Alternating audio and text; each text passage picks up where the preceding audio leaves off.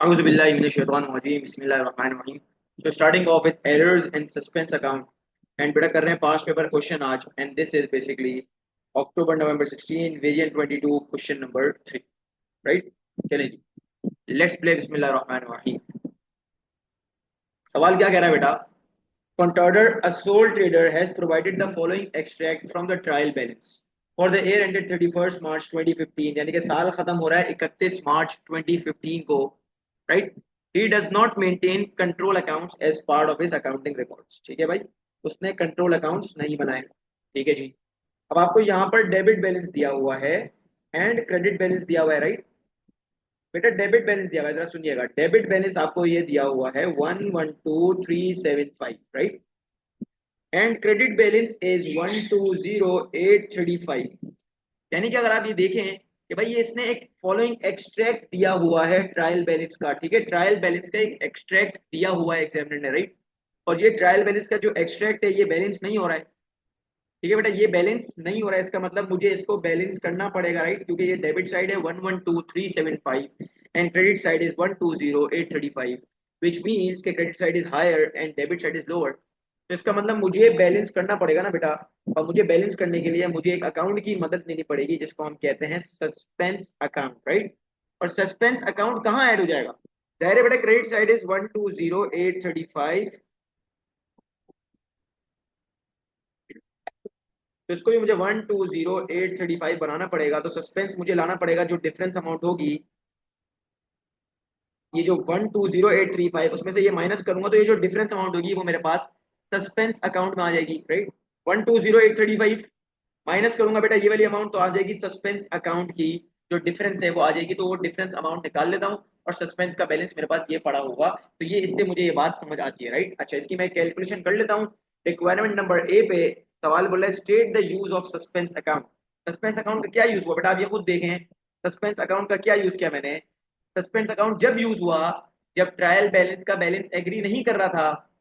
ये trial balance का balance agree नहीं कर रहा था तो तब सस्पेंस अकाउंट आया ना बेटा. सस्पेंस अकाउंट आया और उसको बैलेंस इसको मैच कर दिया. तो what is the use of suspense account. The use of suspense account is to match the trial balance. ठीक है बेटा. To match the trial balance के ट्रायल बैलेंस को मैच कर दिया जाए. ट्रायल बैलेंस का जो भी फिगर है जो भी डिफरेंस है वो खुद उसमें खुद वो अपने आप को एडजस्ट कर ले और वो ट्रायल बैलेंस को मैच कर ले. राइट. अच्छा now moving forward state three advantages to a business of maintaining a sale ledger control account. एक बंदा अगर SLCA बनाएगा तो बेटा उसको क्या फायदा होगा. What are the advantages. Examiner यहाँ पर एडवांटेजेस की बात कर रहा है. राइट. तो आ जाए बेटा एडवांटेजेस को जिक्र करते हैं. तो फर्स्ट एडवांटेज ये है कि बेटा सबसे पहली चीज reconciliation of individual dual customers account with sale ledger control account. मतलब क्या हुआ कि आपको रिकंसाइल करने में आसानी हो जाएगी. कि आपको चेक करने में रिकंसाइल मतलब आपको एक इंडिविजुअल का बैलेंसेस और सेल लेजर का बैलेंस चेक करने में आसानी हो जाएगी. कि यार एक बंदा था लेट सपोज अहमद. अहमद के अकाउंट में जितने भी पैसे पड़े हैं क्या वो सारे SLCA में ट्रांसफर कर दिए या नहीं किए. तो रिकंसाइल मतलब मैच करने के लिए आपके पास आसानी हो जाएगी. राइट. एक और इसका बेटा फायदा ये होगा to find out the total receivables at the end of the year. ठीक है. जो एंड ऑफ द ईयर में मेरे पास टोटल रिसीवेबल्स पड़े होंगे क्योंकि एग्जामिनर यहाँ पर बेटा SLCA की बात कर रहा है तभी मैंने यहाँ पर लिखा रिसीवेबल. अगर PLCA बोलता तो मैं बोलता to find out the total payables. Right. तो रिकंसिलिएशन हो गई. इसके बाद हो गया to find out the total. Right. तो टोटल हमने फाइंड कर लिया रिसीवेबल का. इसके अलावा ये है टू डिटेक्ट फ्रॉड. ये चेक करूं कि यार ये तो ऐसा तो नहीं है कि वहां इंडिविजुअल के अकाउंट में बैलेंस पड़ा हुआ है. इंडिविजुअल के अकाउंट में बैलेंस पड़ा हुआ है बट यहाँ पर बैलेंस नहीं पड़ा हुआ. तो फ्रॉड्स को चेक करने में रिकंसाइल करने में क्या एक अकाउंट में एक चीज यहाँ पर मौजूद है तो वो वहां पर भी मौजूद होनी चाहिए. अगर नहीं है तो इसका मतलब ये कि कोई ना कोई मसला है. कोई ना कोई जो है ना सेटिंग आउट है. इसी वजह से सेल लेजर कंट्रोल अकाउंट बनता है to detect the frauds. Right. यहाँ तक बेटा बात समझ आती है ना. आगे बढ़ते हैं. ठीक है जी. चले जी आगे बढ़ते हैं बेटा. आगे एग्जामिनर क्या कह रहा है. The following errors have been identified. कुछ ऐसे एरर्स हैं जो आइडेंटिफाई किया आपने, वो क्या एरर्स है जरा चेक कर लेते हैं। पहली एंट्री क्या कह रही है बेटा, the sales journal had been overcast by 26,350। Sales journal को ओवरकास्ट कर दिया है, मतलब सेल्स को बढ़ा दिया है। तो बेटा पहली बात ये समझिएगा कि सेल्स की नेचर होती है क्रेडिट नेचर, मतलब प्लस हुआ तो क्रेडिट, माइनस हुआ तो डेबिट, ये बात याद रखिएगा। मतलब आपने सेल्स को ओवरकास्ट कर दिया, मतलब सेल्स को आपने बढ़ा दिया है, राइट। सेल्स को आपने बढ़ा दिया मतलब क्रेडिट साइड पे लिखा है बढ़ा दिया है, राइट। अच्छा, फिर यहाँ पर दूसरी चीज दी हुई है और तीसरी एंट्री दी हुई है। नीचे नेक्स्ट सवाल में एग्जामिनर क्या बोल रहा है, prepare the journal entries to correct all the errors. आप जर्नल एंट्रीज बनाओ एरर्स को करेक्ट करके, ठीक है, मतलब करेक्ट करके एक जर्नल एंट्रीज बनाओ। चले जी बना लेते हैं, कोई मसला ही नहीं है। एंट्री नंबर 1 देखें बेटा, the sales journal had been overcast by 26,350। Sales को आपने ओवरकास्ट कर दिया, मतलब सेल्स को आपने बढ़ा दिया है बेटा, सेल्स को बढ़ा दिया है। और सेल्स बढ़ती कहाँ है बेटा, क्रेडिट साइड पे सेल्स बढ़ती है ना, राइट। तो क्रेडिट साइड पे सेल बढ़ी हुई है, हालांकि ऐसा नहीं करना था, बढ़ा दिया है। तो अब इसको कम करने के लिए, ये बढ़ी हुई है ना बेटा, तो इसको कम करने के लिए मैं सेल्स को कहां कर दूंगा, डेबिट साइड पे। तो विच मींस क्योंकि बढ़ी हुई है, जब बढ़ी हुई है तो इसका मतलब क्रेडिट साइड पे रिकॉर्ड की हुई है, राइट। जब बढ़ी हुई है तो क्रेडिट साइड पे रिकॉर्ड की हुई है, अब कम करूंगा तो इसको डेबिट साइड पे रिकॉर्ड करूंगा, तो सेल्स हो जाएगा डेबिट बेटा, याद रखिएगा। Sales debit, right. सेल्स हो गया डेबिट साइड पे। अब क्रेडिट साइड पे क्या आएगा, कोई ऐसी अमाउंट नहीं नजर आई ना, जब कुछ भी नहीं आता तो खाली जगह को पुर करने के लिए हमारे पास एक भाई आते हैं जिनका नाम है suspense, ER, right, dollar, dollar, right. तो sales debit suspense credit and the amount is 26,350, right. 26,350 is my amount, right. तो मैंने लिख दिया 262, ठीक है जी। नेक्स्ट, मोटर एक्सपेंसेस ऑफ 5270, बेटा जरा सुनिएगा। Motor expenses of 5270 had been posted to motor vehicle account.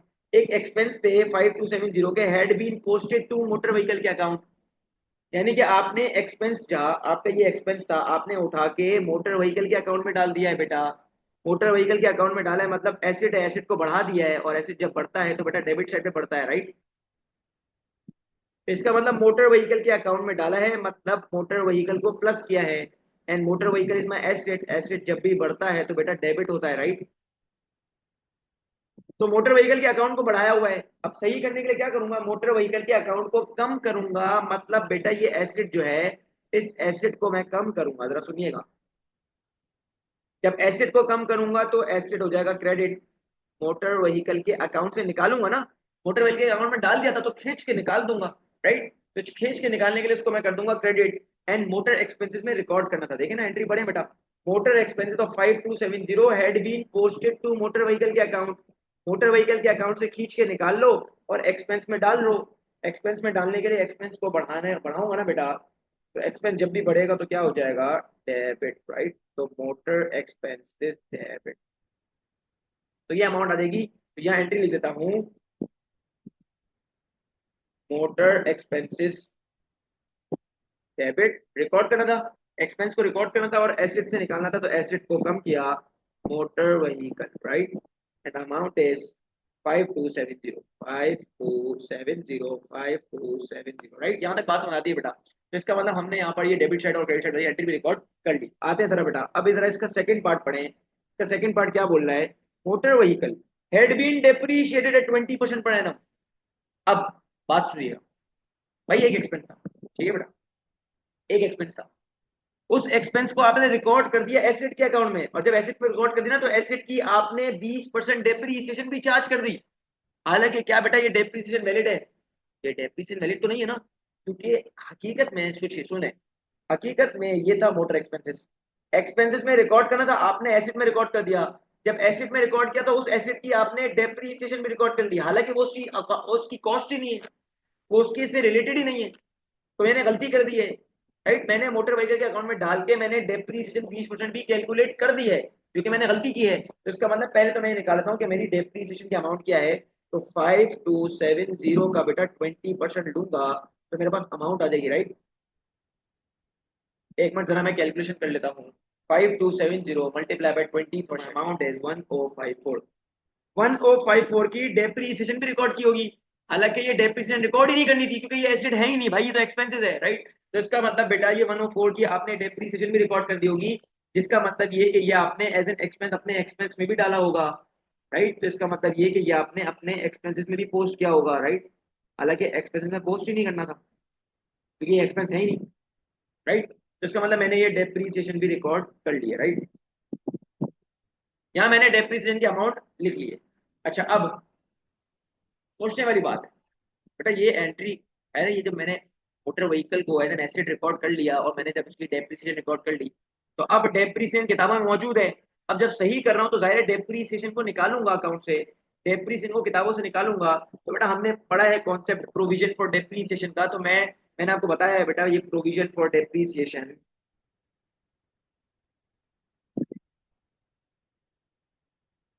Is your Contra asset, right. और कॉन्ट्रा एसेट की नेचर क्या होती है, प्लस में क्रेडिट माइनस में डेबिट। तो अब मुझे इसको निकालना है, अब मुझे इसको निकालना है मतलब उसको मुझे माइनस करना है, तो मैं प्रोविजन फॉर डेप्रीसिएशन को क्या कर दूंगा बेटा, डेबिट कर दूंगा, राइट। तो मैं एंट्री क्या पास कर रहा हूँ, provision provision for depreciation debit and income statement credit, right. तो इसका मतलब ये कि ये एंट्री, मतलब इसमें थ्री नहीं लिखता मैं, ये टू का ही पार्ट है, right. And the amount is 1054, बेटा ये अमाउंट 1054 की अमाउंट, राइट। तो मैंने यहाँ लिख दिया 1054 1054। देन ये भी मैंने एडजस्टमेंट्स कर ली, ठीक है भाई। तो मोटर व्हीकल को निकाल भी दिया, एक्सपेंस में भी डाल दिया, ठीक है बेटा, एक्सपेंस में डाल दिया, और जो इसकी डेप्रिसिएशन रिकॉर्ड की थी उसको भी मैंने किताबों से निकाल दिया, राइट। आते हैं बेटा आगे। आगे एग्जामिनर क्या कह रहा है, एंट्री नंबर 3 पढ़िए, interest received of 8945 had been debited to both the bank account and the interest received account. Interest received 8945 had been debited to both the bank account and the interest received account. तो बेटा मैं बच्चों को बताता हूँ तीन steps, करना क्या था, कर क्या दिया, आप सही करो, ठीक है। करना क्या था जरा सुनिए, आपको क्या करना था, आपको इंटरेस्ट मिला, आपको इंटरेस्ट मिला थ्रू बैंक, ये देख लें बैंक, ठीक है, आपको इंटरेस्ट मिला थ्रू बैंक। बैंक के थ्रू आपको जब इंटरेस्ट मिलेगा तो आप एंट्री क्या पास करेंगे, जरा चेक कर लें बेटा, interest is my income, right. तो जब बैंक के थ्रू मुझे इंटरेस्ट मिल रहा है तो मैं लिखूंगा बैंक डेबिट क्योंकि एसेट है, और इंटरेस्ट क्योंकि ये मेरी इनकम है। इनकम जब भी बढ़ती है तो बेटा क्रेडिट होती है, तो amount is 8945।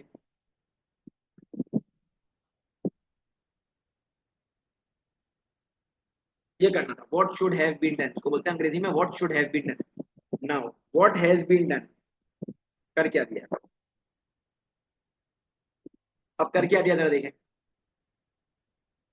interest received of 8.945 had been debited to both the bank account and the interest received account। मतलब आपने बैंक अकाउंट को भी डेबिट कर दिया है, सुनना बेटा, बैंक अकाउंट को भी डेबिट कर दिया है और इंटरेस्ट रिसीव्ड को भी डेबिट कर दिया है, दोनों को डेबिट कर दिया है।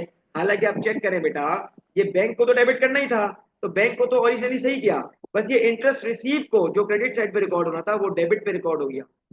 करना ये था, कर ये दिया, अब सही करो, what should have been done, what has been done। now the third step, identify the error and correct the error। तो बेटा करेक्ट करते हैं, बैंक तो अपनी जगह बिल्कुल सही है, बैंक का तो कोई टेंशन नहीं है, ये बार बार सेलेक्ट हो जाता है, बैंक का कोई टेंशन नहीं है। इंटरेस्ट को जो ना क्रेडिट पे रिकॉर्ड करना, गलती से डेबिट साइड पे रिकॉर्ड कर दिया है, तो पहले तो इस इंटरेस्ट को खींच के निकालो बाहर, ये गलत जगह बैठा हुआ है, राइट। ये इंटरेस्ट जो है ना गलत जगह बैठा हुआ है, तो इसका मतलब ये है कि इस इंटरेस्ट रिसीव को पहले तो मैं खींच के निकालूंगा, तो ये हो जाएगा क्रेडिट पे। अब बात समझिएगा जरा, इंटरेस्ट रिसीव जो कि डेबिट पे पड़ा हुआ था, उस डेबिट को खींच के निकाला, तो उस अफेक्ट को खत्म किया, खत्म कर दिया। अब बेटा इंटरेस्ट रिसीव खुद से भी रिकॉर्ड तो करना है ना, ये तो मैं निकाल रहा हूँ, ये तो डेबिट पे जो पड़ा हुआ था उसको मैं क्रेडिट पे लिख रहा हूँ ताकि वो निकल जाए, उसका खत्म जो इफेक्ट है वो खत्म हो जाए, क्योंकि ये एंट्री मैंने कर दी है, राइट। तो इसका मतलब मैंने इसको यहाँ डेबिट था उसको मैंने क्रेडिट कर दिया, बट इसको खुद रिकॉर्ड भी तो करना है ना बेटा, इंटरेस्ट रिसीव को रिकॉर्ड भी तो करना है। तो जब बेटा इंटरेस्ट रिसीव को रिकॉर्ड करोगे तो इंटरेस्ट इज माई इनकम, जब इनकम बढ़ेगी तो भी क्रेडिट होगी, तो इसका मतलब इंटरेस्ट रिसीव यहाँ पर जो अमाउंट है उस डबल अमाउंट से आएगा, क्यों, क्योंकि एक तो वो पुरानी वाली ऑफसेट करेगा और एक जो खुद रिकॉर्ड करेगा। यहाँ तक बात समझ आती है बेटा, तो यानी कि एंट्री बनेगी इंटरेस्ट रिसीव्ड, मैं आरसीवीडी लिख रहा हूँ, आप लोग पूरा लिखेंगे, इंटरेस्ट रिसीव्ड क्रेडिट एंड, बेटा डेबिट में क्या आएगा, डेबिट वाली चीज तो आपने बिल्कुल सही रिकॉर्ड की थी, तो खाली जगह पूर्ण करने के लिए हमारे भाई आ जाएंगे जिनका नाम है सस्पेंस भाई, राइट। इसका मतलब suspense debit entry number 3 and amount आ जाएगी मल्टीप्लाई बाय 2 कर दूंगा तो 8945 मल्टीप्लाई बाय 2 17890 एक सेकेंड 17890 तो बेटा ये आपको 8 मार्क्स एक इस एंट्रीज के मिल गए। ठीक है बेटा, तो हमने ये यहाँ पर वर्किंग कर ली। अब एग्जामिनर क्या कह रहा है, assess the effect of these error on the profit for the year, कि इस एरर्स की वजह से प्रॉफिट फॉर द ईयर पे क्या फर्क आएगा। आ जाए बेटा निकाल लेते हैं, कोई टेंशन ही नहीं है। जरा सुनिएगा, पहले सवाल में पहली जो एंट्री थी उसमें सेल्स को मैंने देखें बेटा, सेल्स को मैंने ओवरकास्ट कर दिया था। सेल्स को मैंने ओवरकास्ट मतलब सेल को मैंने बढ़ा के लिख दिया था। अब जब सेल को सही कर रहा हूं तो सेल को कम कर रहा हूं। जब सेल कम होगी तो बेटा प्रॉफिट भी तो कम होगा ना। जब सेल कम हो रही है, इनकम कम हो रही है, तो प्रॉफिट भी कम होगा। तो इसका मतलब पहली एंट्री से डिक्रीज, कितना डिक्रीज होगा बेटा, अमाउंट इज 26350 राइट, 26,350 की अमाउंट है, डिक्रीज हो जाएगा 26,350। ठीक है बेटा, next entry number 2, motor vehicle को गलती से रिकॉर्ड कर दिया था, हालांकि एक्सपेंस रिकॉर्ड करना था, हालांकि एक्सपेंस में रिकॉर्ड करना था। तो अब जब सही कर दिया, मोटर व्हीकल के अकाउंट से माइनस कर दिया, एक्सपेंस में प्लस कर दिया, तो जब एक्सपेंस को प्लस कर दिया मतलब एक्सपेंस को बढ़ा दिया। जब एक्सपेंस बढ़ेगा तो बेटा प्रॉफिट क्या होगा, कम होगा, क्योंकि इसका रिलेशन ऑपोजिट रिलेशन होता है, मैंने बताया है राइट। तो मोटर एक्सपेंसेस बढ़ेंगे, एक्सपेंस बढ़ेंगे तो प्रॉफिट कम होगा। तो इसका मतलब ये है प्रॉफिट डिक्रीज होगा कितनी अमाउंट से, 5270 से। ठीक है बेटा, डन। चलें जी आगे आते हैं। अब ये जो एंट्री थी इसमें क्या हुआ था कि आपने मोटर व्हीकल जब रिकॉर्ड किया था तो उसकी डेप्रीसिएशन भी रिकॉर्ड कर ली थी, हालांकि वो डेप्रीसिएशन इसकी है ही नहीं। तो वो डेप्रीसिएशन को आपने किताबों से माइनस किया। तो जब बेटा डेप्रीसिएशन को किताबों से माइनस किया मतलब एक्सपेंस कम हो गया। Depreciation is my expense right. तो जब मैंने मेरा एक्सपेंस कम हो गया क्योंकि ये इसकी पार्ट ही नहीं है, जब मैं इसकी किताबों से निकाल रहा हूँ तो एक्सपेंस को निकाल रहा हूँ तो बेटा एक्सपेंस हो जाएगा कम। एक्सपेंस कम होगा तो बेटा प्रॉफिट क्या हो जाएगा, इंक्रीज राइट। तो प्रॉफिट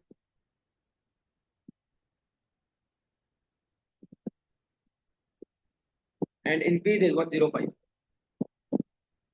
डन हो गया। नेक्स्ट, अब यहां पर देखिएगा बेटा, एंट्री नंबर 3 में देखिएगा, ये कह रहा है सस्पेंस अकाउंट, याद है वो इंटरेस्ट रिसीव की वर्किंग कर दी हमने। एक इंटरेस्ट रिसीव, एक इंटरेस्ट रिसीव जो डेबिट पे किया हुआ था उसको मैंने क्रेडिट किया और डबल अमाउंट से, ये पता मैंने पूरी वर्किंग बताई आपको, डबल अमाउंट से मैंने क्रेडिट कर दिया। तो बेटा ये इंटरेस्ट बढ़ा है कम हुआ है, जाहिर है बेटा इनकम है। इनकम जब भी बढ़ती है तो क्रेडिट साइड पे आती है, तो ये तो क्रेडिट पे ही रिकॉर्ड हो रही है, मतलब इनकम बढ़ रही है। इनकम जब बढ़ेगी तो बेटा ऑब्वियस सी बात है प्रॉफिट भी राइज होगा। इसका मतलब यहाँ भी आएगा increase and the amount is 17890। ये बस सवाल बोल रहे हैं एसेस द इफेक्ट, तो एसेस बताओ, इनके से बताओ इंक्रीज है या डिक्रीज है। तो मैंने यहाँ पर आपको बता दिया कि इंक्रीज है या डिक्रीज है। सीधी बात है बेटा, सोचने वाली बात है। जरा सुन लें कि अगर मैं इसमें यहाँ लिख दूँ एक्सपेंस जब भी बढ़ेंगे ना बेटा तो प्रॉफिट क्या हो जाएगा, कम हो जाएगा, क्योंकि इनका रिलेशन ऑपोजिट रिलेशन है, कोई डिमांड वाला रिलेशन है। ठीक है भाई, इसी तरह एक्सपेंसेस जब कम होंगे ना बेटा तो प्रॉफिट बढ़ेगा राइट, वाइस वर्सा। और इसकी इनकम की अगर बात करूं तो इनकम बेटा, इनकम का रिलेशन, इनकम बढ़ेगी तो प्रॉफिट भी बढ़ेगा, इनकम कम होगी तो प्रॉफिट भी डिक्लाइन हो जाएगा। तो ये इनकम की रिलेशन थी। ठीक है बेटा, और ये आपका एक्सपेंसेस का रिलेशन है विद प्रॉफिट। ठीक है बेटा, तो ये इनकम की मैंने बात कर ली, ये एक्सपेंस की बात कर ली, and this was basically October November 16 variant 22 question number 3 कॉन्टाडर का सवाल। चलिए जी, थैंक यू सो मच, जजाकल्लाह खैर। अस्सलाम वालेकुम वरहमतुल्लाह, मिलते हैं नेक्स्ट क्लास में।